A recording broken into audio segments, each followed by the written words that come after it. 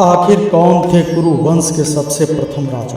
कौरवों और पांडवों की वंशावली कितनी बड़ी थी और क्या थी उनके प्रथम राजा की असली कहानी? दोस्तों, स्वागत है आपका हमारे चैनल। वीडियो में आगे बढ़ने से पहले हमारे चैनल को सब्सक्राइब अवश्य करें, साथ ही बेल आइकन जरूर दबाएं, साथ ही साथ कमेंट बॉक्स में जय श्री कृष्ण अवश्य लिखें। चलिए अब करते हैं ज्ञान की बात। जब जब महाभारत का नाम लिया जाता है तो पांडवों और कौरवों का वर्णन भी आता है।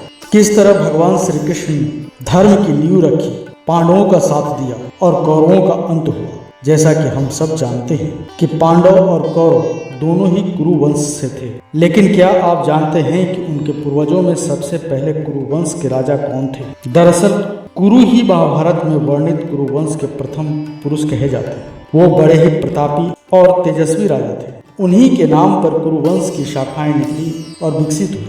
एक से एक प्रतापी राजा और तेजस्वी वीर कुरु वंश में पैदा हुए। यहाँ तक कि पांडवों और कौरवों ने भी इसी कुरुवंश में जन्म लिया और विश्व प्रसिद्ध महाभारत का युद्ध भी कुरुवंश के ही बीच में हुआ। दरअसल हिंदू धार्मिक ग्रंथ महाभारत के अनुसार हस्तिनापुर में एक प्रतापी राजा थे जिनका नाम संवरण था। संवरण वेदों को मानने वाला और सूर्य देव के उपासक थे। वो जब तक सूर्य देव की उपासना नहीं कर लेते थे तब तक जल की एक घूंट भी कंठ के नीचे नहीं उतारते थे। एक दिन संवरण हिम पर्वत पर हाथ में धनुष बाण लेकर आखेट के लिए भ्रमण कर रहे थे। तभी उन्हें एक अत्यंत सुंदर युवती दिखाई। वह युवती इतनी सुंदर थी कि संवरण उन पर आसक्त हो गए। वह उनके पास जाकर बोले, हे स्त्री, तुम कौन हो? तुम देवी हो, गंधर्व हो या किन्नर हो?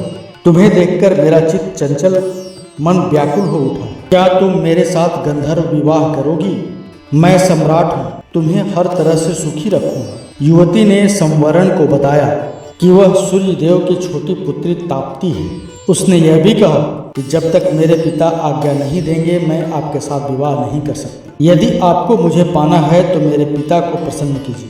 संवरण ने सूर्य देव की कठिन तपस्या की, उन्हें प्रसन्न कर लिया और वरदान स्वरूप पत्नी रूप में ताप्ती को मांग लिया।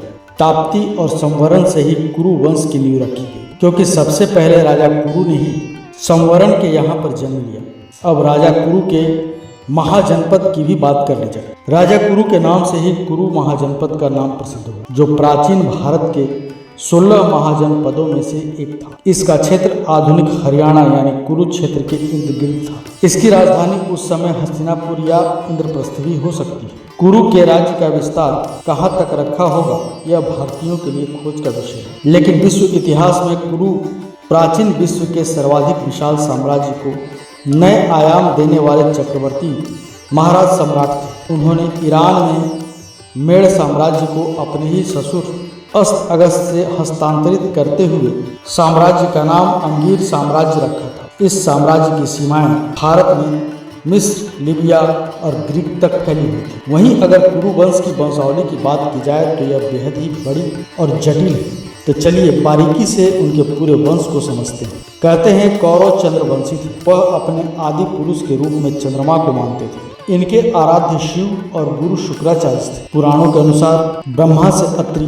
अत्रि से चंद्रमा, चंद्रमा से बुध और बुध से इलानी का जन्म हुआ था। पुरुरवा और उनकी पत्नी कौशल्या से जन्मेजय पैदा हुए। जन्मेजय का विवाह अनंता से हुआ और उन्हें प्राप्ति हुई प्रचिवान की। प्रचिवान और उनकी पत्नी अस्मकी से प्राप्ति हुई सन्याति की। सन्याति की पत्नी थी वारंगी, जिनसे उन्हें प्राप्त हुए अन्याति। अन्याति की पत्नी का नाम था भानुमति और उनके पुत्र का नाम था सार्वभौम। सार्वभौम की जो पत्नी थी उनका नाम था सुनंदा और उनसे उन्हें प्राप्त हुए जैतसन। जैतसेन की पत्नी सुसर्वा से उन्हें प्राप्त हुए अवाचीन। अवाचीन और उनकी पत्नी मर्यादा से उन्हें प्राप्त हुए अर्ही। अर्ही और उनकी पत्नी खल से उन्हें प्राप्त हुए महाभोग। महाभोग और उनकी पत्नी सुयसा से उन्हें प्राप्ति हुई अनुतनाई की। अनुतनाई और उनकी पत्नी कामल से उन्हें प्राप्त हुआ अक्रोधन।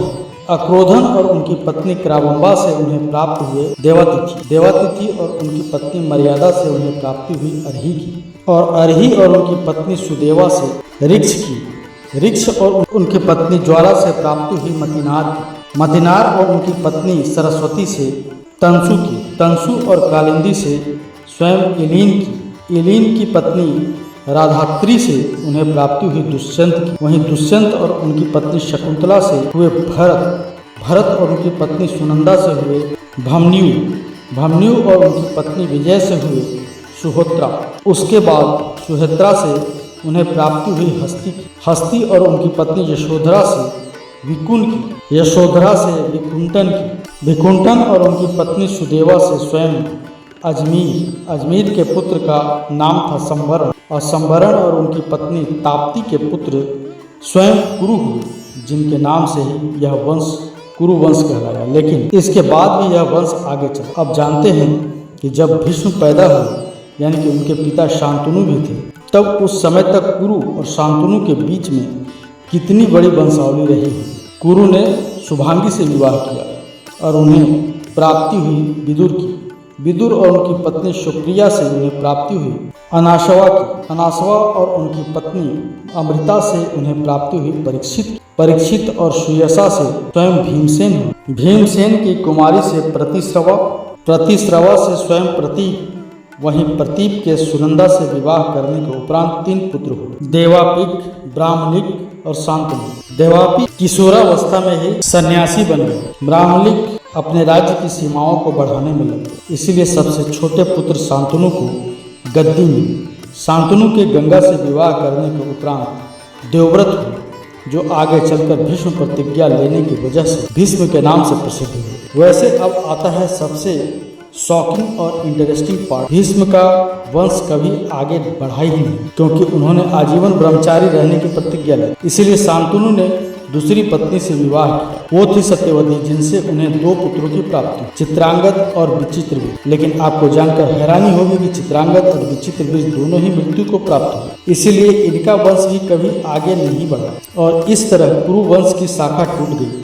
अब इसमें थोड़ा सा और हम आपको ज्ञान देते हैं कि हम सब जानते हैं कि चित्रांगद और विचित्रवीर की पत्नी अंबिका और अंबालिका, उनको पुत्र की प्राप्ति नहीं हो रही। तो ऐसे में स्वयं सत्यवती के सबसे बड़े पुत्र यानी कि वेद व्यास ही वहां आए और उन्होंने ही उन्हें पुत्रों की प्राप्ति कराई।